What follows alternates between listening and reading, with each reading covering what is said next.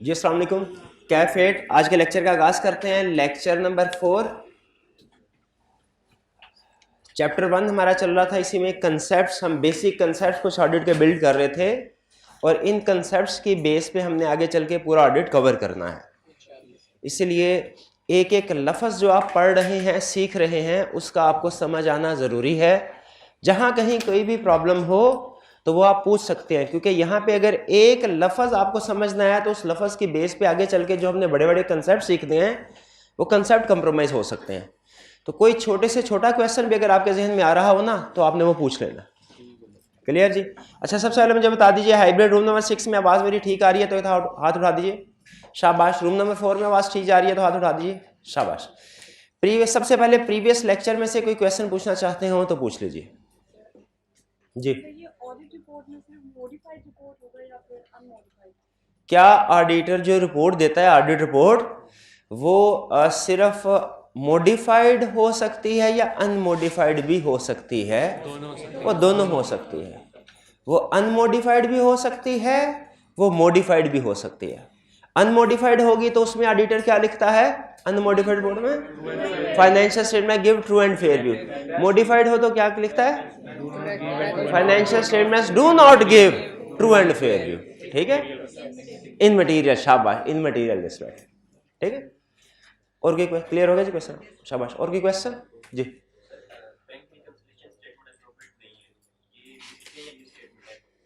अच्छा, ये एक स्टूडेंट ने भी क्वेश्चन पूछा है कि sir risk of miss statement में और मिस स्टेटमेंट में फ़र्क बता दीजिए।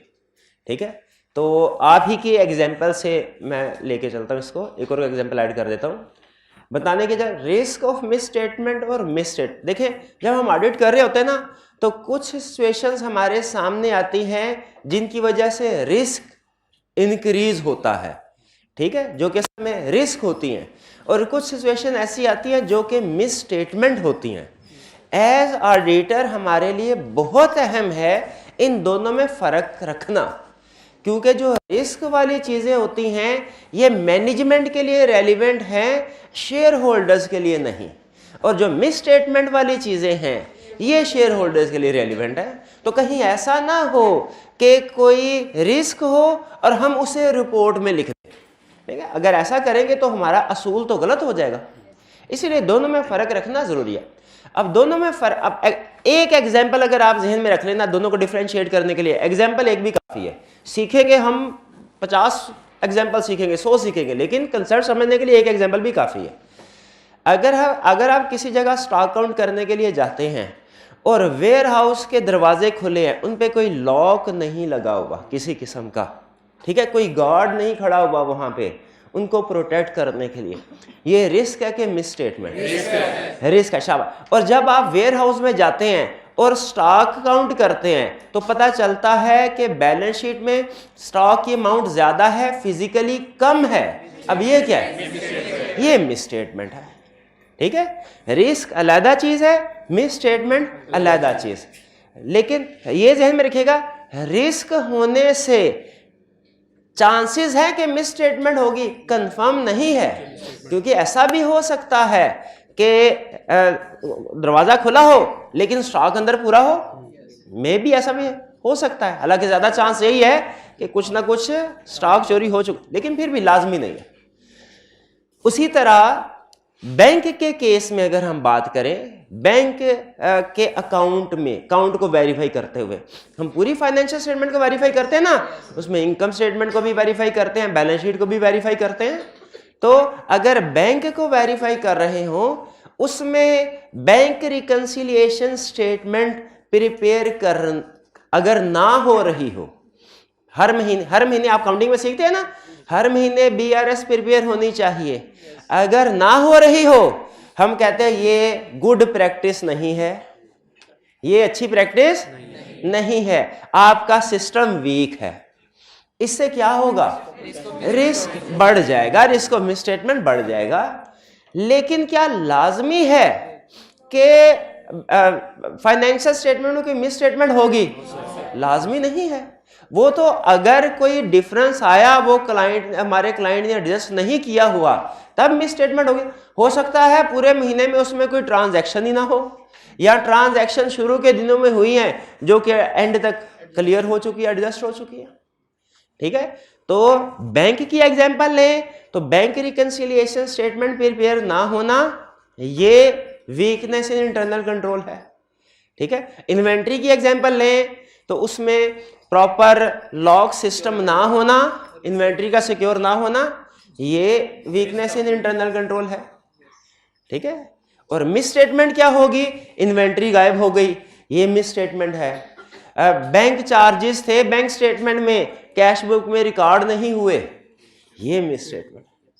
ठीक है, तो बेसिक कंसेप्ट जो आज जिसके ऊपर आपने पक्के होना है ना वो ये कि रिस्क अलग चीज है, मिस स्टेटमेंट अलग चीज है। ठीक है, हमने अपनी ऑडिट रिपोर्ट में मिस स्टेटमेंट्स का जिक्र करते हैं और रिस्क का जिक्र कहां करते हैं, लेटर ऑफ वीकनेस में। शाबाश। और ये भी क्लियर कर दूं, याद आ गया, ये भी स्टूडेंट क्वेश्चन पूछते हैं कि ऑडिट रिपोर्ट में सिर्फ उन मिस स्टेटमेंट का जिक्र होगा जो कौन सी होंगी, मटेरियल अनकरेक्टेड। अगर मिस स्टेटमेंट करेक्ट हो जाए उसको ऑडिट रिपोर्ट में नहीं लिखते। क्लियर ये बात, शाबाश। और कोई क्वेश्चन, और कोई क्वेश्चन नहीं है। चलिए, आज का जो कंसेप्ट है, आज मैंने 2 कंसेप्ट सेलेक्ट किए हैं लेकिन मे भी दोनों हम कवर ना कर सकें, इसलिए कि मैं खुद भी ये चाहता हूं कि हम स्टार्ट में थोड़ा स्लो चलें। अगर आपको समझ आ रही हो तो ठीक है, हम आगे चलते जाएंगे। जहां पे आपको लगे कि सर अब काफी हो गया, वहां पे मुझे बता दीजिएगा, वहीं पे मैं रुक जाऊंगा। आज हमने 2 कंसेप्ट स्टडी करने हैं। एक स्टडी करना है definition and elements of assurance engagement. ठीक है, डेफिनेशन, एलिमेंट्स, एश्योरेंस एंगेजमेंट। इसमें 3 लफ्ज अहम है, definition, elements of assurance. Assurance engagement का मतलब क्या है, आपको मैंने इनिशियली बताया ऑडिट को ही हम एक तरह से एश्योरेंस एंगेजमेंट कहते हैं। तो फिलहाल ऑडिट एंगेजमेंट ही एश्योरेंस एंगेजमेंट है। हम आज इसकी प्रॉपर डेफिनेशन स्टडी करेंगे, क्योंकि असूल है ना, किसी भी सब्जेक्ट को आप स्टार्ट करते हैं तो शुरू में उसका ओरिजिन, उसकी डेफिनेशन पढ़ते हैं। तो आज हम समझ लीजिए इस सब्जेक्ट की डेफिनेशन पढ़ेंगे, और फिर इस डेफिनेशन की एक्सप्लेनेशन को कहा जाता है एलिमेंट्स। इसी डेफिनेशन का फर्दर एनालिसिस करेंगे, इस डेफिनेशन को कुछ हिस्सों में तोड़ के उनका फर्दर एनालिसिस करेंगे, उसे हम कहते हैं एलिमेंट्स ऑफ एश्योरेंस एंगेजमेंट। तो डेफिनेशन पढ़ेंगे, एलिमेंट्स पढ़ेंगे, किसके, एश्योरेंस एंगेजमेंट। ये हमारा पहला कंसेप्ट। ठीक है, फिर इसके बाद एक कंसेप्ट आएगा लेवल ऑफ एश्योरेंस। एश्योरेंस के कितने लेवल्स हैं और उन लेवल में से एक लेवल एब्सोल्यूट एश्योरेंस कहलाता है। ये हम क्यों नहीं प्रोवाइड कर सकते। इसका मतलब यह हुआ, इस कंसेप्ट को पढ़ के ये जहन में आ रहा है कि लेवल ऑफ एश्योरेंस, इसका मतलब है एश्योरेंस के डिफरेंट लेवल्स होंगे। कौन से हैं ये नहीं पता, लेकिन डिफरेंट लेवल्स होंगे। उनमें से एक लेवल का नाम होगा एब्सोल्यूट एश्योरेंस। वो हम एज प्रैक्टिशनर प्रोवाइड नहीं कर सकते। इसका मतलब हुआ बाकी के प्रोवाइड कर सकते हैं, बाकी के प्रोवाइड कर सकते हैं। अब आगे फर्दर कितने लेवल है, उनका नाम क्या है, वो हम आज के लेक्चर में डिस्कस करेंगे। स्टार्ट करें जी। सबसे पहले हम पढ़ते हैं एश्योरेंस एंगेजमेंट की डेफिनेशन। एश्योरेंस एंगेजमेंट की, अच्छा पहले एक होती है, याद रखिएगा हमेशा एक चीज, अभी क्लियर कर दूं। एक कंसेप्ट होता है समझने समझाने वाला, एक कंसेप्ट होता है एग्जाम में लिखने वाला। दोनों कंसेप्ट फर्क, मतलब दोनों चीजें फर्क होती हैं। जैसे हम ऑडिट में अक्सर जब कोई नया कंसेप्ट आएगा ना, तो एक तो होगा कि जी हमारे जो सीनियर्स हैं, जो एक्सपर्ट हैं, उन्होंने बड़ी बड़ी किताबों में, स्टैंडर्ड्स में इसे किन अल्फाज में डिस्क्राइब किया है। जिस तरह आपके काउंटिंग स्टैंडर्ड्स होते हैं ना, काउंटिंग स्टैंडर्ड, उसी तरह हमारे ऑडिट के ऑडिटिंग स्टैंडर्ड्स भी होते हैं। अकाउंटिंग स्टैंडर्ड होते हैं, वो बड़ी बड़ी मोटी मोटी किताबें होती हैं, वो 2-3 IFRS बोलते हैं। हाँ बिल्कुल बिल्कुल, वो आपने देखी हुई है कभी? हाँ, क्योंकि काउंटिंग ओपन बुक एग्जाम है। ओपन बुक एग्जाम का मतलब क्या है? स्टैंडर्ड ले जा सकते हैं आप, ठीक है। ऑडिट याद रखिए कैफ लेवल पे ओपन बुक नहीं है, कैफ लेवल पे ऑडिट ओपन बुक नहीं है, सीफैप लेवल पे ओपन बुक है। इसीलिए कैफ लेवल पे आप कभी भी ऑडिटिंग स्टैंडर्ड्स नहीं देखेंगे। लेकिन इसका यह मतलब नहीं है कि दुनिया में ऑडिटिंग स्टैंडर्ड्स हैं ही नहीं, बिल्कुल है, बिल्कुल। अच्छा ये बताइए काउंटिंग स्टैंडर्ड्स में क्या लिखा हुआ है?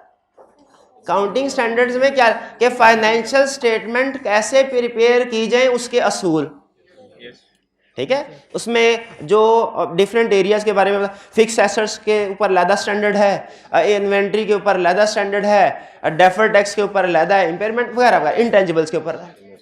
अच्छा अकाउंटिंग स्टैंडर्ड्स, गौर से सुनिएगा, अकाउंटिंग स्टैंडर्ड्स में लिखा हुआ है फाइनेंशियल स्टेटमेंट कैसे प्रिपेयर होंगी। ऑडिटिंग स्टैंडर्ड में क्या लिखा होगा? ऑडिट कैसे होगा, ऑडिट कैसे होगा, ठीक है। आपने अगर इनकम स्टेटमेंट है उसको कैसे वेरीफाई करना है, डेटर्स को कैसे वेरीफाई करना है, बैंक को कैसे करना है, लीगल केसेस आगे उनको किस तरीके से वेरीफाई करना है, ये सारी चीजें। अच्छा अकाउंटिंग स्टैंडर्ड किसने फॉलो करने हैं? शाबाश, अकाउंटेंट यानी मैनेजमेंट ने। ऑडिटिंग स्टैंडर्ड किसने फॉलो करने हैं? ऑडिटर्स ने, यानी हमने। तो हमारे सीनियर, लेकिन ऑडिटिंग स्टैंडर्ड की लैंग्वेज जो है ना वो थोड़ी टफ है, उसमें मुश्किल अल्फाज यूज किए गए हैं। उसकी रीजन ये है कि ऑडिटिंग स्टैंडर्ड स्टूडेंट्स के लिए नहीं, प्रैक्टिशनर्स के लिए बनाए गए हैं। अगर ऑडिटिंग स्टैंडर्ड्स वाले, अगर आपकी जो आईकैप वाली बुक है ना उसमें जो कंसेप्ट्स, उसने कहीं पे कोई डेफिनेशन आती है ना तो वो उसने ऑडिटिंग स्टैंडर्ड्स वाले अल्फाज में लिखी हुई है और उसी में लिखनी चाहिए थी, लेकिन उन अल्फाज से आपको फौरी तौर पे कंसेप्ट समझ नहीं आता। तो हम क्या करेंगे, एक फ़र्क ये होगा आईकैप की बुक में और हमारे वाले मटेरियल में कि हम पहले उसको इजी वर्ड्स में समझेंगे और फिर उसको डिफिकल्ट वर्ड पे अपग्रेड करेंगे। हम ऑडिट में हमारा असूल क्या होगा, हर कंसेप्ट को पहले इजी वर्ड्स में समझेंगे और फिर उसके बाद अपग्रेड करेंगे उसको स्टैंडर्ड वाली लैंग्वेज में। इसमें आपने जिस चीज का ध्यान रखना है और आप नहीं रखेंगे अक्सर स्टूडेंट, वो ये कि समझने समझाने के लिए इजी वर्ड्स हैं, लेकिन एग्जाम में लिए वो जो आपको टेक्निकल स्टैंडर्ड वाली वर्डिंग होगी, यानी जो आपको हमारे नोट्स में या आईकैप की बुक में लिखा हुआ है याद वही करना, लिखना वही है एग्जाम में, समझने के लिए क्लास वाली वर्ड। अब स्टूडेंट पता है क्या, जब टेस्ट चेक होता है ना तो वो लड़ने आ जाते हैं और टीए से कहते हैं ये क्यों गलत हो गया, वो कहता है ये सही नहीं लिखा आपने, सर ने तो यही क्लास में एग्जांपल दी थी, सर ने तो यही कहा था, सर ने तो क्लास में यही लफ्ज इस्तेमाल किया था। तो फिर वो टीए क्या बताता उन्हें, भाई वो समझने समझाने वाले अल्फाज थे, जो आपने याद करना है वो लिखे हुए अल्फाज में। याद रखे जब वो हमसे कोई डेफिनेशन मांगता है ना, जब डेफिनेशन, तो वो उन्हीं अल्फाज में लिखना जरूरी होता है जो स्टैंडर्ड के अल्फाज है। केस स्टडी आप अपने अल्फाज में लिख सकते हैं, सिंपल कंसेप्ट रिप्रोडक्शन के होना, सिंपल जो डेफिनेशंस वगैरह नहीं है वो भी आप अपने अल्फाज में लिख सकते हैं, लेकिन जो डेफिनेशंस होती हैं उनका असूल क्या होता है, एज इट इज लिखना, ठीक है। डेफिनेशन को एज इट इज लिखेंगे, बाकी केस स्टडी तो हमेशा आपके अपने अल्फाज में होगी ना, वो तो आपके अपने अल्फाज होंगे। रिप्रोडक्शन के क्वेश्चन में भी आप अपने अल्फाज यूज कर सकते हैं, लेकिन कुछ जगहों पे आपको स्टैंडर्ड वर्डिंग जैसे डेफिनेशंस हैं, या इसी तरह जैसे हेडिंग्स होती हैं, हेडिंग्स होती हैं ना उनको भी हम नहीं छेड़ते। हाँ, हेडिंग की एक्सप्लेनेशन आप अपनी मर्जी से लिख सकते हैं। तो उसी तरह अब ये है स्टैंडर्ड वाली लैंग्वेज। मैं आपके सामने पहले शेयर कर रहा हूं इजी। एश्योरेंस एंगेजमेंट का मतलब क्या है, वे शाबाश, वेरिफिकेशन करना, ठीक है। एश्योरेंस एंगेजमेंट मींस वेरिफिकेशन, ठीक। यानी इसमें क्या होता है, इसमें ऑडिटर फाइनेंशियल स्टेटमेंट्स को वेरीफाई करता है, जो मैनेजमेंट ने बनाई होती हैं उनको वेरीफाई करता है और शेयर होल्डर्स को रिपोर्ट दे देता है। एश्योरेंस एंगेजमेंट क्या होती है, ऐसी एंगेजमेंट है जिसमें ऑडिटर फाइनेंशियल स्टेटमेंट्स की वेरिफिकेशन करता है जो मैनेजमेंट ने बनाई होती हैं, और उन फाइनेंशियल स्टेटमेंट्स पे रिपोर्ट देता है, किसको, शेयर होल्डर्स को, ठीक है। अच्छा मुझे ये बताइए, छोटा सा कंसेप्ट है, अब मैंने अगर प्रिंसिपल साहब को एप्लीकेशन देनी हो, ठीक है, कि सर कल मैं एक क्लास में लेट पहुंचूंगा, ठीक है, ये एप्लीकेशन देनी हो, और एप्लीकेशन लिख के मैं स्टूडेंट्स को जब भाई प्रिंसिपल साहब को दो, एप्लीकेशन चली गई, प्रिंसिपल साहब ने एप्लीकेशन पढ़ी, किसी ने पूछा सर ये किसकी तरफ से एप्लीकेशन आई है, किसने दी है एप्लीकेशन, वो क्या कहेंगे, टीचर ने दी। वो ये नहीं कहेंगे स्टूडेंट दे के गया, क्यों स्टूडेंट नहीं दे के गया, हाँ हाँ लिखी किसने है, मैंने, टीचर ने, किसके लिए लिखी है, उन तक पहुंचाने के लिए। अगर इनको इस्तेमाल कर लिया तो इसका ये फर्क मतलब थोड़ी है कि इन्होंने बनाई है एप्लीकेशन या इनकी तरफ से। उसी तरह प्रैक्टिकली बाजुकात ऑडिटर जब रिपोर्ट बना लेता है ना, तो वो डायरेक्ट शेयर होल्डर्स को नहीं देता, वो मैनेजमेंट को कहता है यार आप लोगों ने अपनी फाइनेंशियल स्टेटमेंट्स तो भेजनी ही है ना, उनके साथ मेरी ऑडिट रिपोर्ट भी लगा के अटैच करके स्टेपल करके भेज दो, ठीक है, बजाय ये कि दोनों चीजें लहदा जा रही हो, लहदा दिनों में इकट्ठी चले जाए बेहतर है। तो इसका ये मतलब नहीं होगा कि ऑडिटर ने रिपोर्ट मैनेजमेंट को दी या ऑडिटर रिपोर्ट मैनेजमेंट के लिए लिखता है, ना ना ना ना ना, इसका मतलब क्या है, ऑडिटर ने रिपोर्ट दी किसको, शेयर होल्डर्स को, ठीक है, वो थ्रू मैनेजमेंट कह लें, थ्रू मैनेजमेंट, ठीक है। वरना ये में कुछ स्टूडेंट कहते हैं सर प्रैक्टिकली तो ऑडिटर पहले रिपोर्ट मैनेजमेंट को देता है, वो इसको अपनी एनुअल रिपोर्ट में ऐड करके फिर शेयर होल्डर को भिजवाते हैं, तो आप ये क्यों कहते हैं कि ऑडिटर रिपोर्ट प्रिपेयर करता है शेयर होल्डर के लिए, वो तो मैंने नहीं, रिपोर्ट के ऊपर लिखा होता है कि ये रिपोर्ट शेयर होल्डर्स के लिए है, वो तो सिर्फ उनको सेंड करने के लिए भिजवा रहा है, ठीक है। तो अभी हम स्टडी कर रहे हैं एश्योरेंस एंगेजमेंट की डेफिनेशन। बेसिक कंसेप्ट हमें समझ आ गया। बेसिक कंसेप्ट क्या है, एश्योरेंस एंगेजमेंट वेरिफिकेशन है फाइनेंशियल स्टेटमेंट्स की, जिसमें ऑडिटर फाइनेंशियल स्टेटमेंट को चेक करने के बाद रिपोर्ट देता है शेयर होल्डर्स को, ठीक है।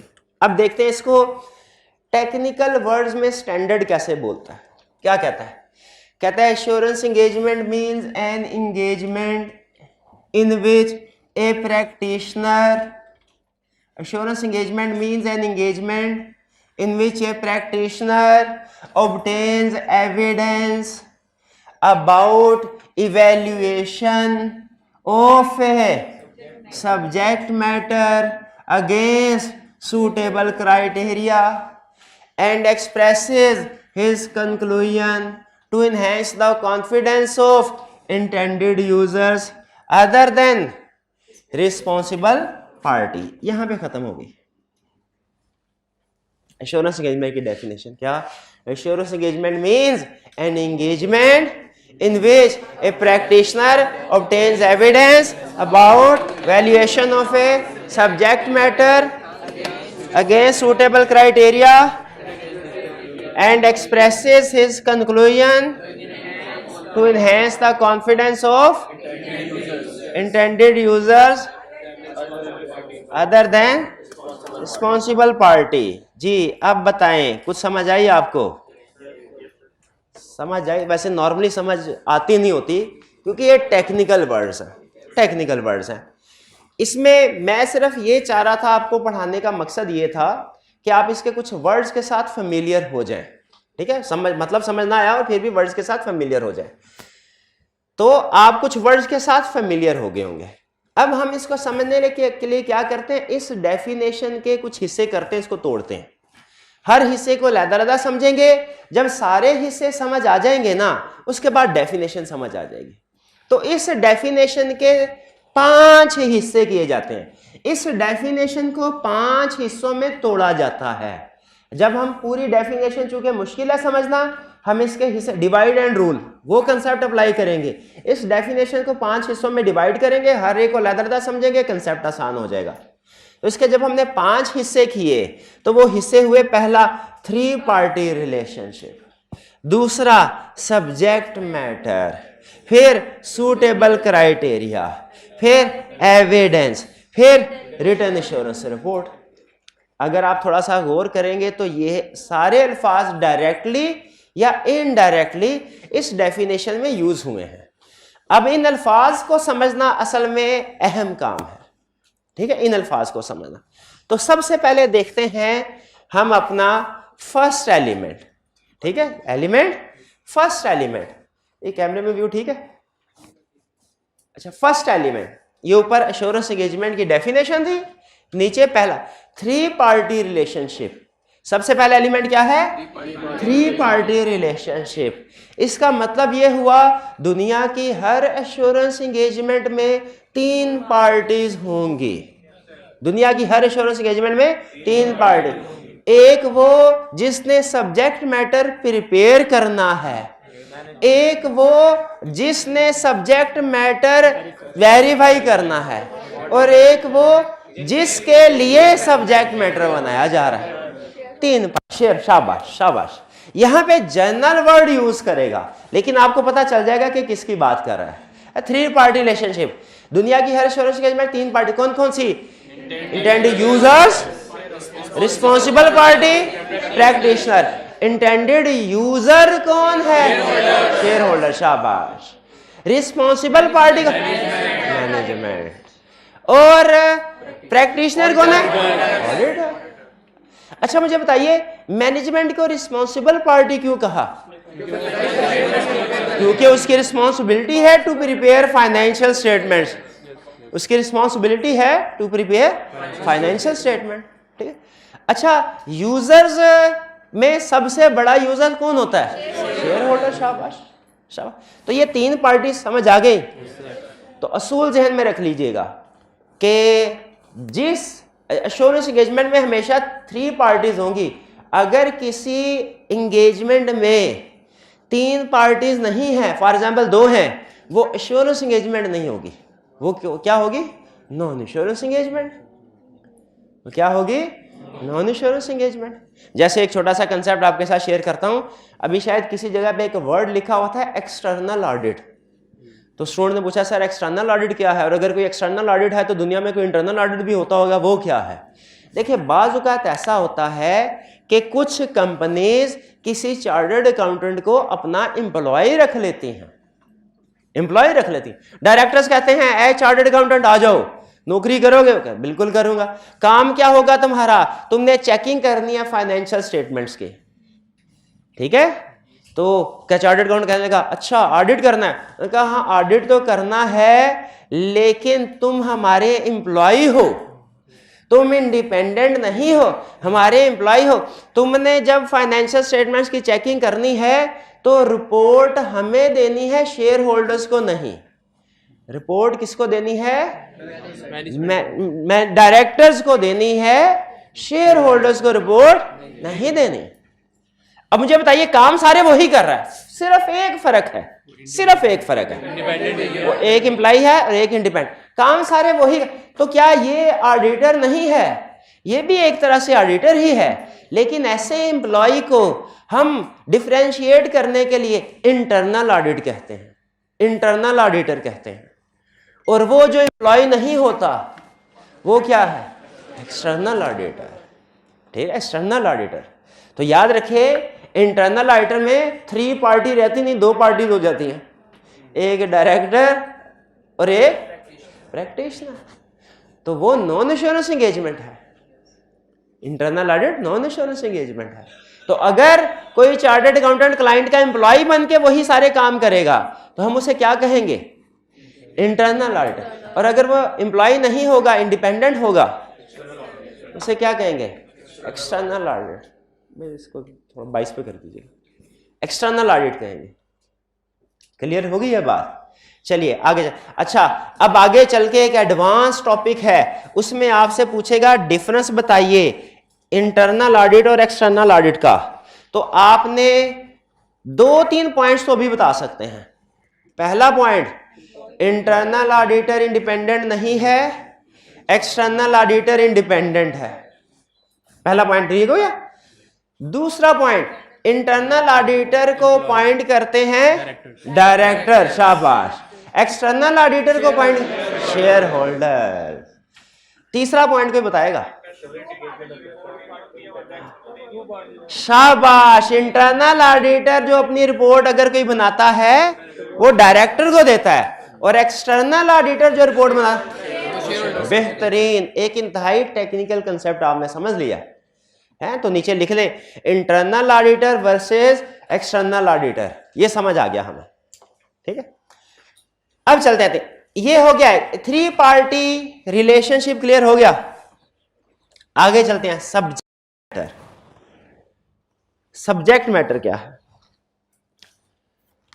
हाँ, अच्छा, अब मेरा दिल कर रहा है कि मैं थोड़ा डिटेल में आपको समझाऊं, वो ना तसल्ली, हाँ, फीलिंग नहीं आती फिर।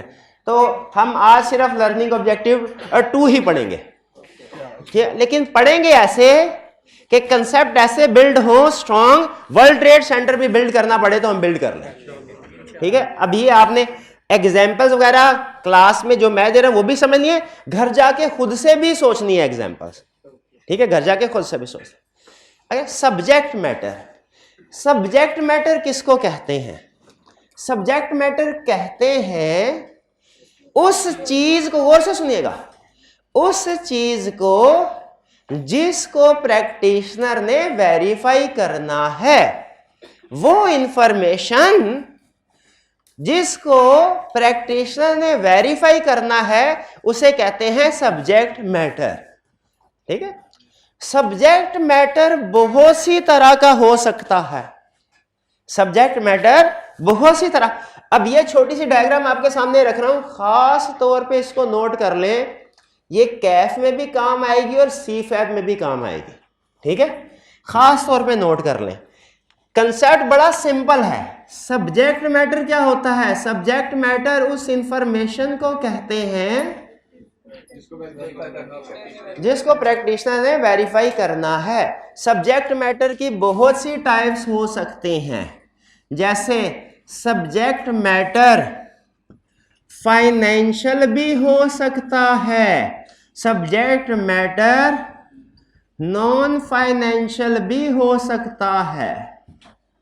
सब्जेक्ट मैटर फाइनेंशियल भी हो सकता है, नॉन फाइनेंशियल भी हो सकता है। जैसे फर्ज कीजिए मैं ये कहता हूं मेरी पर मंथ सैलरी 1,20,000 रुपया है? अगर मैं ये कहता हूं, ये फाइनेंशियल इंफॉर्मेशन है कि नॉन फाइनेंशियल? Financial information. और अगर ये भाईजान, क्या प्रैक्टिशनर इस चीज को चेक कर सकता है कि वाकई ही ये इंफॉर्मेशन ठीक है कि गलत? बिल्कुल कर सकता है। अच्छा, कैसे करेगा उस तरफ मैं नहीं जा रहा, जाहिर है वो उसकी सैलरी स्लिप देख लेगा। यहां एक और भी है प्रोसीजर, वो उसकी बैंक स्टेटमेंट देख लेगा, उससे भी पता चल जाएगा। यहां एक और भी प्रोसीजर है, एम्प्लॉयर से पूछ लेगा। शाबाश। यहां एक और भी प्रोसीजर है, उसकी टैक्स रिटर्न देख लेगा, ठीक है। ये होता है बुक्स का ऑडिट, एक होता है अदर देन बुक्स का ऑडिट, एक और भी प्रोसीजर है, वो उसका लिविंग स्टाइल देख लेगा। प्रैक्टिस में हम किससे भला एविडेंस ऑब्टेन करते हैं? सबसे, जिस जगह से भी एविडेंस मिल जाए, जिस सोर्स से भी मिल जाए। अच्छा, ये तो वेरीफाई, फाइनेंशियल इंफॉर्मेशन वेरीफाई कर सकते हैं, एग्रीड। इन भाईजान ने स्टेटमेंट दी, सर मैं बहुत मेहनती स्टूडेंट हूं, इसमें कोई फाइनेंशियल चीज है? ये है नॉन फाइनेंशियल। क्या इसको वेरीफाई किया जा सकता है? yes, इसको भी वेरीफाई किया जा, मैं मेहनती हो तो दिखाओ कल की असाइनमेंट, ये भी एक एविडेंस है। अच्छा, मेहनती हो तो दिखाओ, अच्छा ये बैचमेट्स हैं, लाइब्रेरी में इकट्ठे बैठते हैं, बताओ ये कल कितने घंटे पढ़ा। या हॉस्टल में रहते हैं तो हॉस्टल मेट से पूछ लिया, बताओ कल इसने कितने घंटे स्टडी किया। तो याद रखिए, हम फाइनेंशियल सब्जेक्ट मैटर को भी वेरीफाई कर सकते हैं, नॉन फाइनेंशियल को भी। लेकिन ये है हमारा सी फैब का, इसको बस आपने लिख के भूल जाना है, भूल जाना। फाइनेंशियल में चलते हैं आगे। फाइनेंशियल में 2 तरह के सब्जेक्ट मैटर हो सकते हैं, एक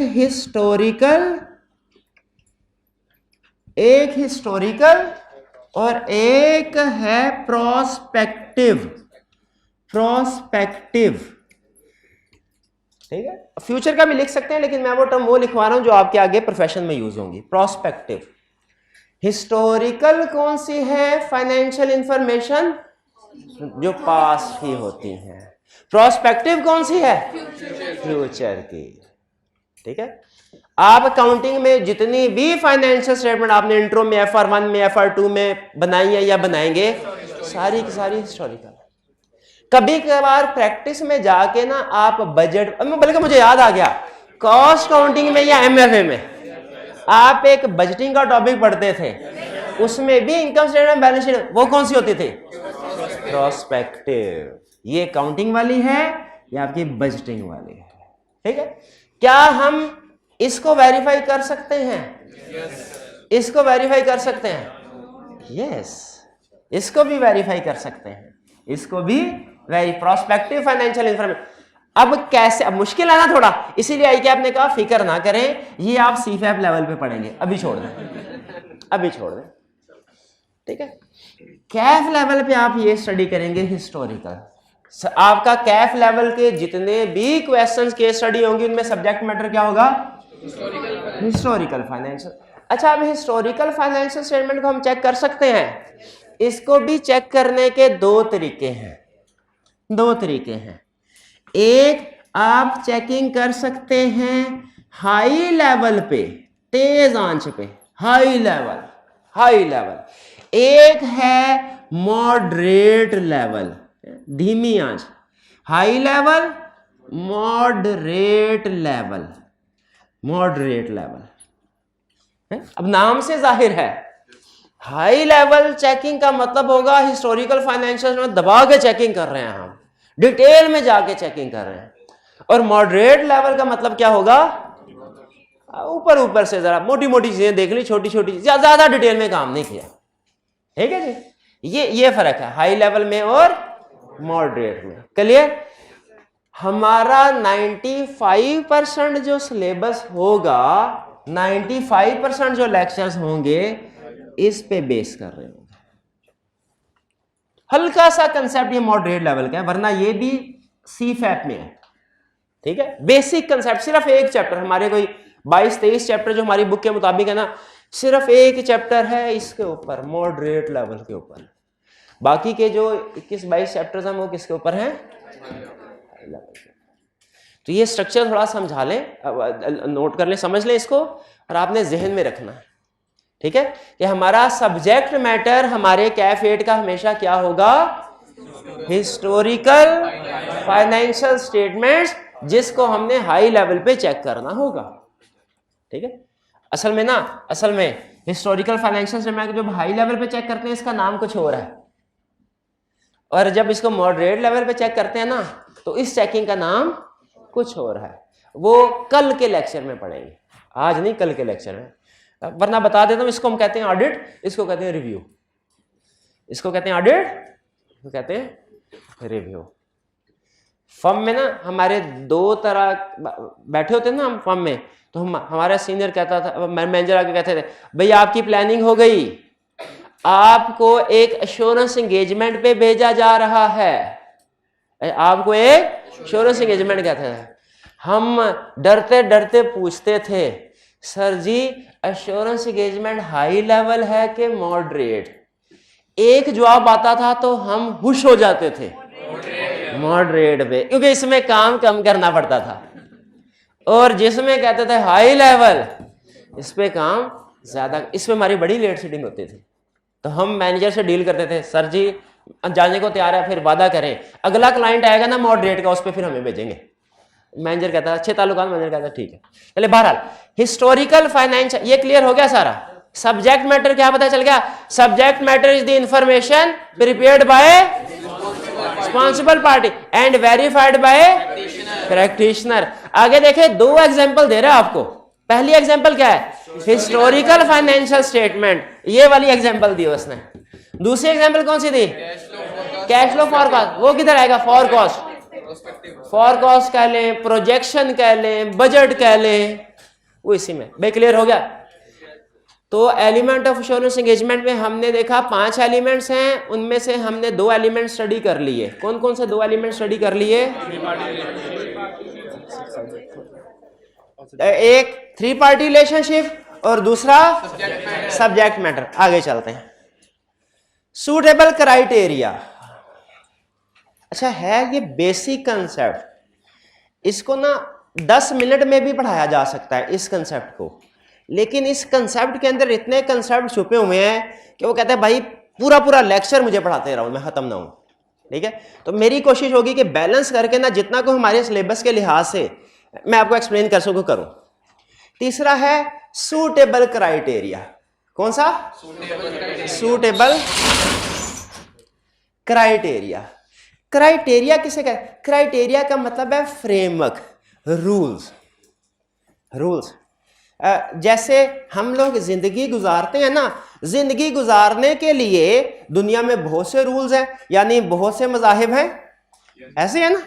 ठीक है, तो उसी तरह जो फाइनेंशियल स्टेटमेंट्स है इसको प्रिपेयर करने के लिए भी बहुत से रूल्स हैं, बहुत से उन्हें कहते हैं फ्रेमवर्क। क्या कहते हैं? फ्रेमवर्क। फ्रेमवर्क क्या है? सूट क्राइटेरिया क्या है? क्राइटेरिया मींस फ्रेमवर्क या बेसिस जिसके मुताबिक फाइनेंशियल स्टेटमेंट्स प्रिपेयर होंगी। बेसिस जिसके मुताबिक फाइनेंशियल स्टेटमेंट। आप मुझे बताइए, आपने अभी तक जितना भी सीए में नॉलेज हासिल किया है, फाइनेंशियल स्टेटमेंट्स कभी बनाई? शाबाश। उसको बनाने के लिए फ्रेमवर्क कौन सा यूज होता है नॉर्मली? IFRS standard. क्या आप कोई और फ्रेमवर्क भी बता सकते हैं जिसके मुताबिक फाइनेंशियल स्टेटमेंट्स प्रिपेयर होती हैं? कंपनी लॉ किसी हद तक ठीक है, लेकिन मैं किसी हद तक कह रहा हूं। और इसके अलावा गया जो आपने पढ़ा बिल्कुल आसान। भाई टैक्स का सब्जेक्ट नहीं पढ़ा हुआ आपने? क्या टैक्स के रूल्स के मुताबिक इनकम स्टेटमेंट प्रॉफिट कैलकुलेट नहीं होता? नहीं तो वो फाइनेंशियल स्टेटमेंट नहीं होती क्या? वो भी होती है। ठीक है, तो एक फ्रेमवर्क है IFRS और दूसरा फ्रेमवर्क है टैक्स बेसिस। क्योंकि टैक्स बेसिस जो इनकम टैक्स ऑर्डिनेंस के रूल्स हैं इनको भी फाइनेंशियल स्टेटमेंट्स प्रिपेयर करने के लिए यूज किया जा सकता है। दुनिया में और भी फ्रेमवर्क हैं, लेकिन वो आपने अभी नहीं पढ़े होंगे। जनरली एक्सेप्टेड अकाउंटिंग प्रिंसिपल्स हैं, कैश बेसिस अकाउंटिंग है, कैश बेसिस शायद आपने सुना हो, वो भी एक रूल है फाइनेंशियल स्टेटमेंट प्रिपेयर करने के लिए, फ्रेमवर्क है। ठीक है, तो पहला कंसेप्ट हमने ये सीखा, क्राइटेरिया का मतलब फ्रेमवर्क जिसके मुताबिक फाइनेंशियल स्टेटमेंट्स बनेगी, और दुनिया में बहुत से फ्रेमवर्क मौजूद हैं। एग्रीड? ठीक है। अच्छा, हर फ्रेमवर्क में इनकम एक्सपेंस की कैलकुलेशन का तरीकाकार एक जैसा या फर्क है? फर्क होता है, उनमें फर्क होता है। अच्छा, फ्रेमवर्क बहुत से हैं, क्या हम किसी भी फ्रेमवर्क को सेलेक्ट करके उसके मुताबिक फाइनेंशियल स्टेटमेंट्स बना लें? या कि हमें केयरफुली सेलेक्ट करना चाहिए? केयरफुली सेलेक्ट करना। मैनेजमेंट को चाहिए फाइनेंशियल स्टेटमेंट्स बनाने से पहले केयरफुली सेलेक्ट करे फ्रेमवर्क कौन सा है। वो डिपेंड करता है कुछ फैक्टर्स पे, वो डिपेंड करता है कुछ फैक्टर्स पे। जैसे अगर तो अब मुझे आपने बताना है कि इसमें सूटेबल क्राइटेरिया कौन सा है। मैनेजमेंट हमारे पास आई, कहने लगी सर हमारी फाइनेंशियल स्टेटमेंट को चेक करके इनके ऊपर रिपोर्ट दे दीजिए। हमने कहा फ्रेमवर्क क्या है बताओ। उन्होंने कहा सर हमने FBR को फाइनेंशियल स्टेटमेंट्स भिजवानी है और फ्रेमवर्क है IFRS। क्या ये क्राइटेरिया सूटेबल है? नहीं। शाबाश। हमने कहा अगर FBR को जमा करवानी है तो टैक्स बेसिस के ऊपर। दूसरा केस, मैनेजमेंट ने कहा सर हमने शेयर होल्डर्स को फाइनेंशियल स्टेटमेंट्स भेजनी है। हमने कहा क्राइटेरिया क्या है? उसने कहा सर क्राइटेरिया है टैक्स बेसिस। क्या ये सूटेबल है? सूटेबल नहीं है। ठीक है, तो इसका मतलब ये हुआ हर एश्योरेंस एंगेजमेंट में कोई ना कोई क्राइटेरिया होगा और हमने ये चेक करना है वो क्राइटेरिया सूटेबल हो। यही बता रहा है क्राइटेरिया मीन्स फ्रेमवर्क या basis which is used by responsible party to prepare subject matter यानी फाइनेंशियल स्टेटमेंट। और फिर इसी क्राइटेरिया के मुताबिक ऑडिटर चेक करता है। Used by two evaluate subject matter. Evaluate का मतलब होता है वेरीफाई करना। इवैल्यूएट का मतलब क्या होता है? वेरीफाई करना। थोड़ा सा साइड पे। वेरीफाई करना, तो वही क्राइटेरिया है। क्लियर हुई है बात? अच्छा, आपको एक 3 नंबर का आई कैप का पास पेपर का क्वेश्चन है। क्वेश्चन ये है, छोटी सी केस स्टडी थी। क्लाइंट आपके पास आया, कहने लगा सर हमारी फाइनेंशियल स्टेटमेंट्स को वेरीफाई कर दीजिए। ठीक है, अभी हमने क्राइटेरिया सेलेक्ट नहीं किया हुआ, क्राइटेरिया सेलेक्ट नहीं किया हुआ, तो आई कैप ने पूछा ये था क्या आप इस एंगेजमेंट को एक्सेप्ट कर लेंगे? इसका जवाब था नहीं, इसलिए कि एश्योरेंस एंगेजमेंट के लिए जरूरी है 5 एलिमेंट हो, उनमें एक एलिमेंट है क्राइटेरिया। तो जब तक मैनेजमेंट क्राइटेरिया डिसाइड नहीं कर लेगी, जब तक हम एज प्रैक्टिशनर ये चेक नहीं कर लेंगे कि वो क्राइटेरिया सूटेबल है, हमने एंगेजमेंट को एक्सेप्ट नहीं करना। यह असूल होता है। आगे चल के आप स्टडी करेंगे, जब कभी हम कोई भी एंगेजमेंट एक्सेप्ट करते हैं ना, तो एक एंगेजमेंट लेटर रिटन फॉर्म में टर्म्स एंड कंडीशन तय करते हैं, उसमें दुनिया की कोई भी एंगेजमेंट उसमें लाजमी होता है क्राइटेरिया लिखना। क्राइटेरिया इतना अहम होता है। तो 3 एलिमेंट्स ऑफ एश्योरेंस एंगेजमेंट हमने स्टडी कर लिए। कौन कौन से? 3 party relationship, subject matter, criteria. शाबाश। अच्छा, यहां पे मैं थोड़ी सी ब्रेक ले रहा हूं। किसी स्टूडेंट ने अगर कोई भी क्वेश्चन पूछना हो तो पूछ लीजिए, खासतौर पे हाइब्रिड क्लास में जो स्टूडेंट्स हैं। मैं हाइब्रिड क्लास में अगर इजाजत हो तो चक्कर लगाऊं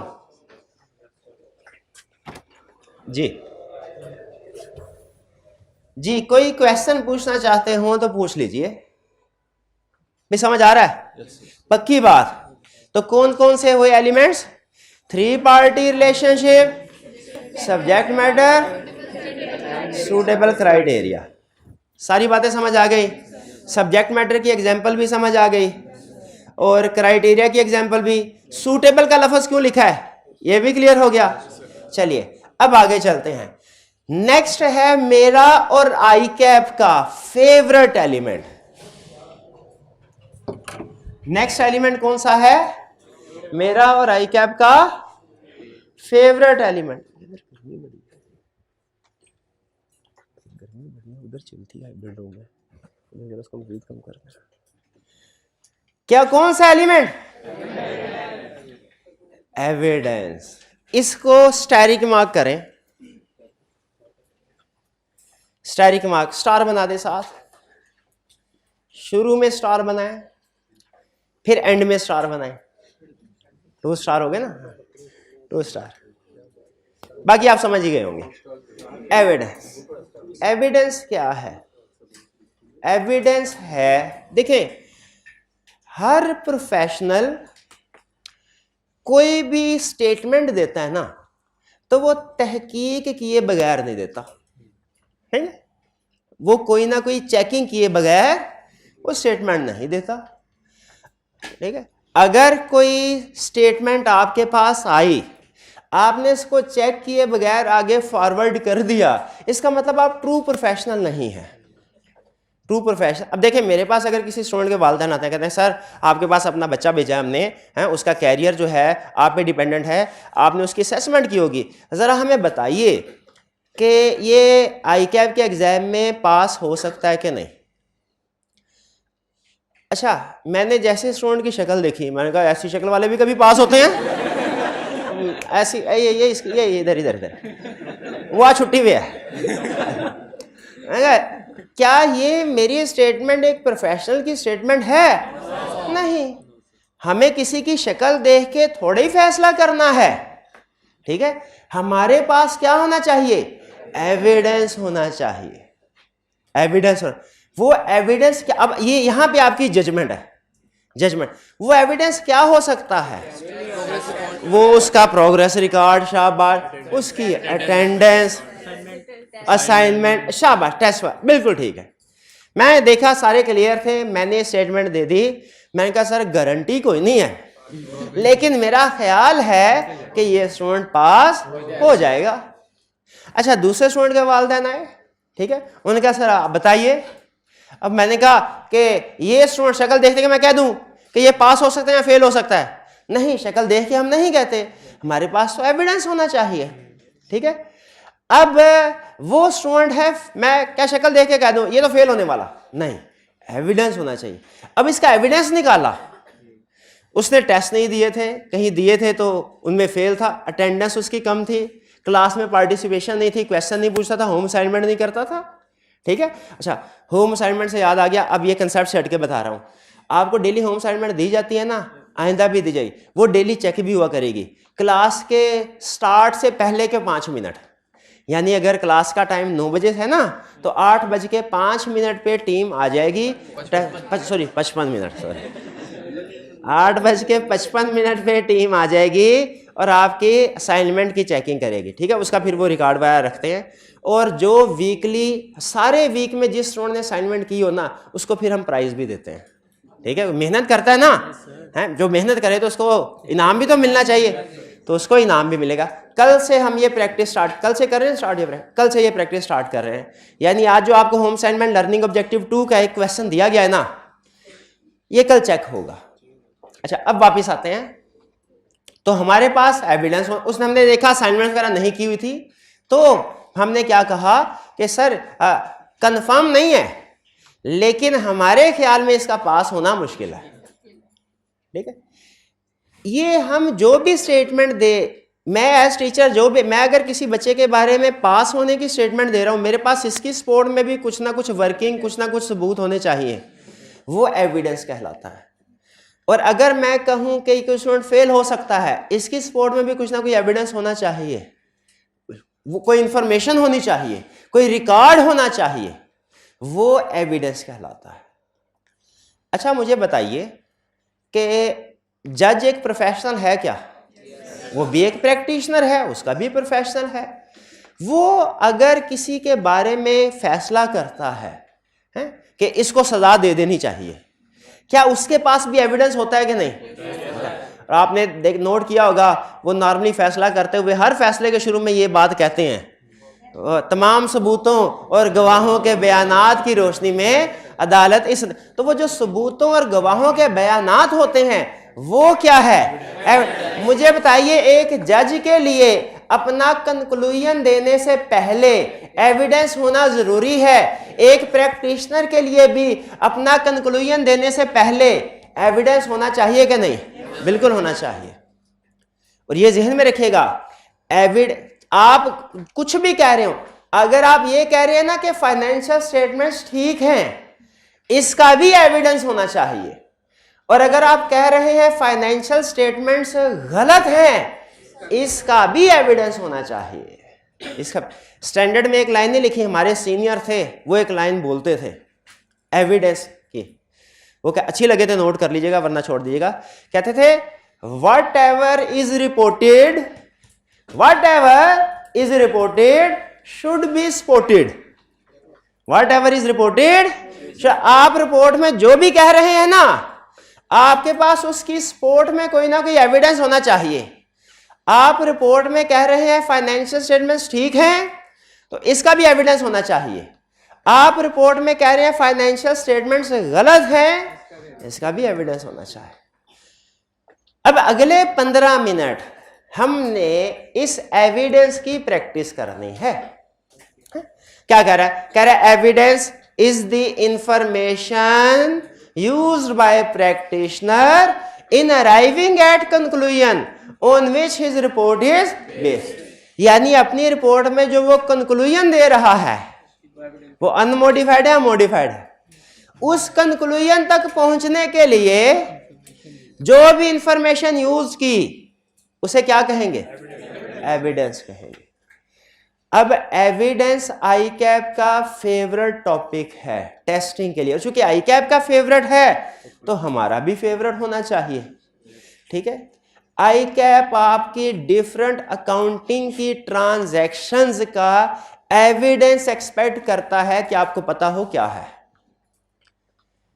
देखिए, एविडेंस ऑब्टेन करना है।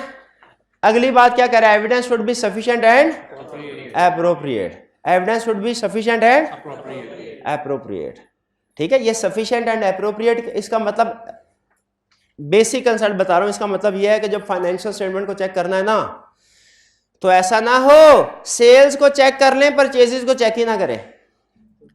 अगर सेल्स पे एविडेंस ले लिया, वो सारा कुछ ठीक है, तो हमने अज्यूम कर लिया परचेजेस भी ठीक ही होंगी, परचेजेस भी ठीक ही होंगी।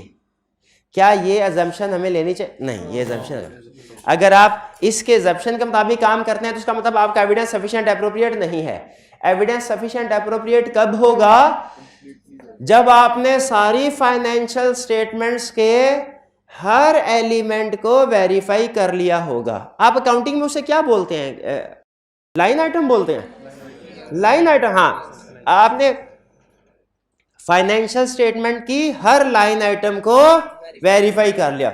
वैसे अकाउंटिंग में से लाइन आइटम बोलते हैं ना, ऑडिट में से बोलते हैं area, area, area of financial statement. Sales एक एरिया ऑफ फाइनेंशियल स्टेटमेंट है, परचेजेस एक area of financial, fix assets एक एरिया ऑफ फाइनेंशियल स्टेटमेंट है। ठीक है, तो एविडेंस का मतलब क्या है? आपको फाइनेंशियल स्टेटमेंट की हर लाइन आइटम या एरिया को चेक करना है। और आई कैप, अगर आप मुझसे पूछे ना सर सिंगल रीजन, सबसे अहम चीज बताइए, देखिए चैप्टर तो सारी अहम, कंसेप्ट सारे ही अहम है। आई कैप कैफ 8 के स्टूडेंट से क्या एक्सपेक्ट करता है कि इसके पास सबसे अहम स्किल कौन सी होनी चाहिए? वो है एविडेंस, एविडेंस। अच्छा, एक चीज और सुन लें, अगर ये आपके चीज पास और फेल में डिफरेंशिएटिंग फैक्टर हो सकती है। किस एरिया पे क्या एविडेंस ऑब्टेन करना है, इसकी एग्जांपल्स आई कैप ने हमारे किताब में दी हुई हैं, दी हुई हैं। लेकिन आई कैप कहता है वो सिर्फ एग्जाम्पल्स हैं, ये ना समझेगा मैं हमेशा क्वेश्चन उन्हीं में से टेस्ट करूंगा। ठीक है, वो एग्जाम्पल, तो आपने अपने अंदर जजमेंट अप्लाई, आपको जजमेंट अप्लाई करने के काबिल होना चाहिए कि किसी भी सिचुएशन में क्या एविडेंस ऑब्टेन करना है आपको पता हो। जैसे फर्ज कीजिए आप में से किसी के पास कोई, मैं ये, अच्छा मेरे पास दो ऑप्शन है। पहली ऑप्शन है इजी साइड पे लेके जाऊं, क्या मैं कह दूं भाई ये एरिया है, इस चैप्टर में ये उसके आगे एविडेंस लिखा हुआ है, क्या ऑब्टेन करना है, इसको पढ़ लें, इसको पढ़ लें। इसमें आपकी जिंदगी भी आसान, मेरी भी आसान। लेकिन आई कैप की केस स्टडी शायद अटेम्प्ट नहीं कर सकेंगे। और आपको पता है अल्टीमेट ऑब्जेक्टिव हमारा जिंदगी आसान करना नहीं है एक दूसरे की, पेपर पास का। इसीलिए मैं चाहता हूं कि आप में जजमेंट अप्लाई हो। कोई अनसीन केस स्टडी आ जाए ना, आप उसको अटेम्प्ट करने के काबिल हो। ठीक है, तो अब आपने सोचना कैसे है, ये सिर्फ आज के दिन नहीं सोचना, ये आपने हर रोज कोई ना कोई एक एग्जाम्पल इस तरीके से सोचनी है जो तरीका मैं आपको बताने जा रहा हूं। अकाउंटिंग की किताब ओपन कर लें कोई भी, पहले इंट्रोडक्शन टू अकाउंटिंग की किताब, या आपके जहन में हो गई, उसमें फाइनेंशियल स्टेटमेंट्स बनाते थे, इनकम स्टेटमेंट, बैलेंस शीट होती थी। उसमें कोई एक एरिया बता दें, कोई एक एरिया बता दें, कोई एक ट्रांजैक्शन बता दें, ट्रांजैक्शन बता, सेल्स की ट्रांजैक्शन। आपने सोचना है क्या फाइनेंशियल स्टेटमेंट्स में सेल्स की ट्रांजैक्शन होती है? हाँ, फाइनेंशियल स्टेटमेंट में सेल की ट्रांजैक्शन होती है। अगर अब आगे आपने सोचना है, अगर मैं किसी जगह ऑडिट करने के लिए जाऊं किसी कंपनी में, उसमें सेल्स की ट्रांजैक्शंस हो तो मैं उसे कैसे वेरीफाई करूंगा, एविडेंस क्या होगा? अब आपने सोचना है। अगर एक एविडेंस भी आपके जहन में आ गया आप पास हैं, एक से ज्यादा आ गए तो क्या, 2-3 आ गए ना तो बेहतरीन है, बेहतरीन है। लेकिन अगर एक एविडेंस भी जहन में आ गया ना तो आप पास है। वो एविडेंस कुछ भी हो सकता है, वो रिटर्न भी हो सकता है, वो बाजू का ज़बानी कलामी भी हो सकता है, लेकिन कोई ना क्या, जैसे सेल्स का क्या, बेहतरीन, पास हो गए आप। क्या, लेकिन मैं मजीद सोचता हूं क्या कोई और भी हो सकता है? गुड्स डिस्पैच नोट, और भी हो सकता है। बैंक स्टेटमेंट कैसे होगा?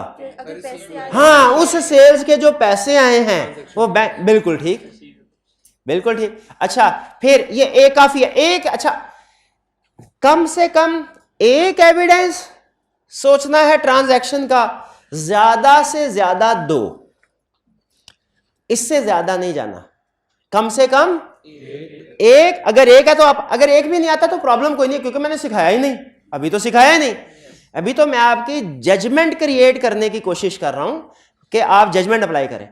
कोई और बताइए इंट्रोडक्शन टू काउंटिंग की फाइनेंशियल स्टेटमेंट में, डिस्पोजल, फिक्स एसेट के डिस्पोजल, शाबाश। क्लाइंट ने गेन ऑन डिस्पोजल रिकॉर्ड किया हुआ है, मैं कैसे चेक करूं? पहला मैं हाँ देख लूं कि एसेट जो है उसे लिस्ट ऑफ एसेट से निकाल दिया है कि नहीं, हाँ निकाल दिया है कि नहीं, और फिजिकल में देख लूं कि वो मौजूद है कि नहीं, नहीं होना चाहिए, नहीं होना चाहिए, क्योंकि हाँ, और फिर देख लूं, रिकैलकुलेट कर लूं कि उसकी डेप्रिसिएशन डिस्पोजल अकाउंट में ठीक रिकॉर्ड की गई है, जो कैश रिसीव हुआ है वो बैंक स्टेटमेंट में आ गया। ये तो 2-3 बता दिए आपने, बेहतरीन हो गया। अच्छा अब फिर सोचे कोई और फाइनेंशियल स्टेटमेंट में ट्रांजैक्शन हो, ये सारा एविडेंस है जो आप कलेक्ट कर रहे हैं। अच्छा बताइए, अगर फाइनेंशियल स्टेटमेंट में इलेक्ट्रिसिटी एक्सपेंस है, उसका एविडेंस क्या होगा? Electricity bills. पेरोल एक्सपेंस है, एक एक एविडेंस बताते जाए, उसका पेरोल एक्सपेंस रिगार्ड, उसका एविडेंस क्या होगा? सैलरी जो डिस्ट्रीब्यूट की गई हैं वो एम्प्लॉय से कुछ ना कुछ साइन करवाए गए होंगे, वो है, शाबाश। हाँ, इसके अलावा अब डेटर्स हैं, क्लाइंट ने डेटर्स रिकॉर्ड किए हुए हैं, कैसे वेरीफाई कर सकते हैं कि डेटर्स हैं? सेल इनवाइसेस चेक करके, क्योंकि अच्छा इसका मतलब है सेल इनवाइस हमारे सेल्स में भी काम आ जाती हैं, डेटर में भी काम आ जाती हैं। अच्छा एक और, आपने कभी अकाउंट स्टेटमेंट्स का नाम सुना है कि डेटर क्रेडिटर एक दूसरे को मंथली अकाउंट स्टेटमेंट भेजते हैं? मंथली काम या बैंक, चलो ठीक है उसको छोड़े, गोली मारे, कोई बात नहीं। सेल इनवाइस, क्रेडिटर्स को क्या क्या क्या एविडेंस होगा? परचेज इनवाइस, शाबाश।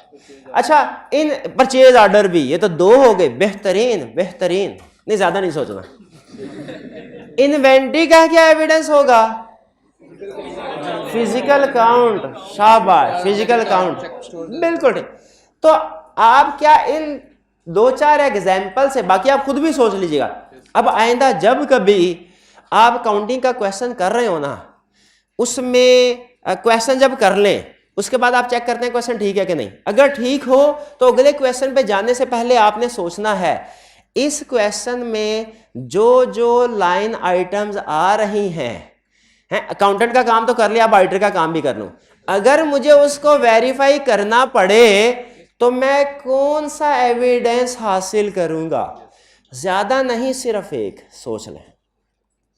याद आ गया, बैंक से लोन लिया है, ये भी होता है ना लोन एग्रीमेंट, लोन एग्रीमेंट, बेहतरीन जी, लोन है, ठीक है जी, ये इससे पता चल जाए। और जो इंटरेस्ट एक्सपेंस होता है, इंटरेस्ट ऑन लोन, उसके लिए भी लोन एग्रीमेंट है, शाबाश। इसका मतलब है एक एविडेंस हमारा एक से ज्यादा लाइन आइटम्स में भी काम आ सकता है, क्योंकि इंटरेस्ट रेट ठीक है कि नहीं ये लोन एग्रीमेंट देख के पता चलेगा, ठीक है, शाबाश। तो याद रखिए अकाउंटिंग की हर लाइन आइटम का कोई ना कोई एविडेंस लाजमी होता है, और मैं ये चाहता हूं आप ये खुद से सोचना शुरू कर दें। अकाउंटिंग की हर क्वेश्चन का करने के बाद देखिए, अगर मैं इसको एज ऑडिटर इसी को वेरीफाई करना चाहूं प्रैक्टिकली तो क्या क्या एविडेंस होगा, ठीक है। सोच, शुरू में आपको कुछ थोड़ी प्रॉब्लम होगी, लेकिन मैं ये चाहता हूं कि आप सोचे, ब्रेनस्टॉर्मिंग करें, इससे आपका कंसेप्ट रिफाइन होगा।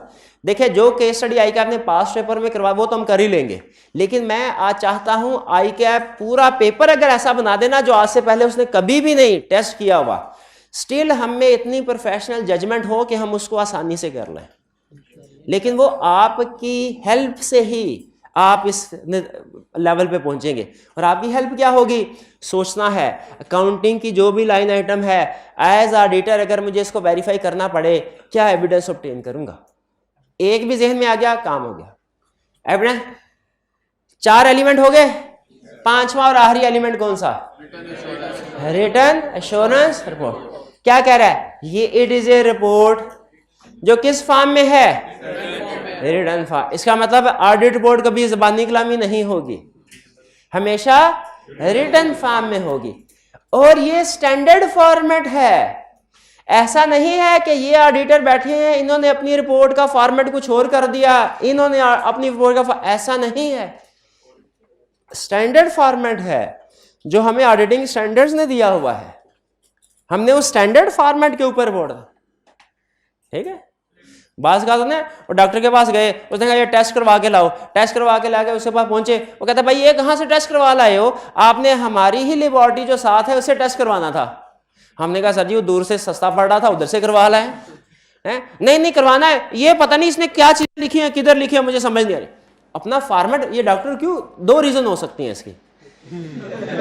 जो दूसरी रीजन होती है ना वो ये हो सकती है कि चूंकि उनका अपना एक स्टैंडर्डाइज फॉर्मेट होता है तो उन्हें पता है कि किस किस डब्बे में कौन कौन सी इंफॉर्मेशन है, वो फौरी तौर पे उधर जाके उस अहम वाली चीज को देख लेंगे। किसी दूसरे का फॉर्मेट होगा तो उन्हें एक दफा सारी चीजें देखना पड़े कि हमारे काम की इंफॉर्मेशन किस डब्बे में मौजूद है। तो इसलिए ऑडिट रिपोर्ट के अंदर बहुत से, सिर्फ ये ऑडिटर ने ये नहीं लिखा होता कि फाइनेंशियल में ठीक है गलत, और भी बड़ी चीजें लिखी होती हैं।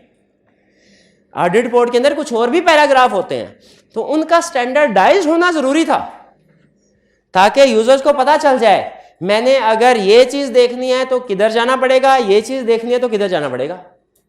इसीलिए जो हम ऑडिटर रिपोर्ट लिखते हैं वो रिपोर्ट क्या होती है, स्टैंडर्डाइज, यानी ISAs में दी हुई है उन्होंने। और लोकल लॉज बाज़ औक़ात कुछ चेंजेस करवा देते हैं उसमें। पाकिस्तान में जो रिपोर्ट यूज होती है ना, जो स्टैट्यूटरी ऑडिट में, वो ISAs वाली होती है, उसमें सिर्फ 4 चीजों का इजाफा लोकल लॉ ने किया है, इजाफा किया। तो स्टैंडर्डाइज फॉर्मेट है उसमें, और तो बहुत सी चीजें होती है। सबसे अहम चीज क्या होती है, ऑडिटर का सबसे अहम चीज ऑडिटर का कंक्लूजन क्या, हाँ शाबाश, कि financial statements give true and fair view या financial statements do not give true and fair view. It is provided by practitioner to intended user। ठीक है। अच्छा, बाद में कहीं आप मुझे ये ना कहते सर आपने गलत पढ़ा दिया है, इसके आगे लिखना चाहे ब्रैकेट में तो लिख सकते हैं थ्रू मैनेजमेंट। थ्रू मैनेजमेंट है, होती शेयर होल्डर के लिए है, वो मैनेजमेंट कहता है भाई अपनी फाइनेंशियल में भेजने हो साथ ही लगा देना, मैं क्या लगा भेजूं। ये थे हमारे 5 एलिमेंट ऑफ एश्योरेंस एंगेजमेंट। कौन कौन से, 3 party relationship, subject matter, suitable criteria, evidence, written assurance report. अब मुझे बताइए एक एक एलिमेंट आपको एग्जांपल के साथ समझ आ गया, चलिए शाबाश। अच्छा, एंड पे क्या लाइन लिखी हुई है, if any of above element is missing engagement will be called non assurance engagement. जैसे आपको एग्जांपल दिए, अगर 3 पार्टी ना हो 2 पार्टी हो जाए, अगर ऑडिटर ने रिपोर्ट शेयर होल्डर्स को नहीं देनी, डायरेक्टर मैनेजमेंट को दे देनी है, वो फिर क्लियर। अच्छा, अब जब 5 एलिमेंट क्लियर होगी तो दोबारा जरा डेफिनेशन की तरफ आते हैं और देखते हैं अब हमें ये डेफिनेशन समझ आई है कि नहीं आई। ये कह रहा है एन एंगेजमेंट, एश्योरेंस एंगेजमेंट कौन सी है, ऐसी engagement in which a practitioner यानी ऑडिटर, ऐसी एंगेजमेंट जिसमें ऑडिटर क्या करता है, एविडेंस ऑब्टेन करता है। ठीक है, एविडेंस ऑब्टेन करता है, किस लिए, क्योंकि उसने वैल्यूएट करना है, वेरीफाई करना है, किसको, सब्जेक्ट मैटर को, यानी फाइनेंशियल स्टेटमेंट्स को। क्या चेक करना है, अगेंस्ट सूटेबल क्राइटेरिया, कि वो IFRS के मुताबिक हैं कि नहीं। अगेंस्ट सूटेबल क्राइटेरिया का मतलब क्या है कि वो सब्जेक्ट मैटर IFRS के मुताबिक है कि नहीं। एंड एक्सप्रेसेस हिज कंक्लूजन, और फिर ये एविडेंस ऑब्टेन करने के बाद उसने अपना कंक्लूजन देना है, फाइनेंशियल स्टेटमेंट ठीक है कि नहीं। हाँ, वो कंक्लूजन रिटर्न फॉर्म में हो। कंक्लूजन टू इनहेंस, किस लिए कंक्लूजन देना है, ताकि कॉन्फिडेंस इन किसका, यानी शेयर होल्डर का, अदर देन रिस्पॉन्सिबल पार्टी, यानी कह रहा है इंटेंडेड, कॉन्फिडेंस इनहेंस होगा इंटेंडेड यूजर्स का, रिस्पॉन्सिबल पार्टी का नहीं। वो मैनेजमेंट, उनका कॉन्फिडेंस पहले ही इनहेंस होता है, वो कहता है सर हमने तो फाइनेंशियल स्टेटमेंट है, हमारा तो कॉन्फिडेंस, जिनको एतबार नहीं हम पे उनका कॉन्फिडेंस एनहेंस करे ना, हमारा तो पहले ही एनहेंस्ड है। एश्योरेंस एंगेजमेंट की डेफिनेशन समझ आ गई आपको? चलिए आज घर जाके आपने क्या करना है, डेफिनेशन को याद करना है, एलिमेंट्स को। आईकैप रिप्रोडक्शन के क्वेश्चन में आपसे कोई एक या दो एलिमेंट्स दे के कह सकता है कि इसको एक्सप्लेन करें, ठीक है।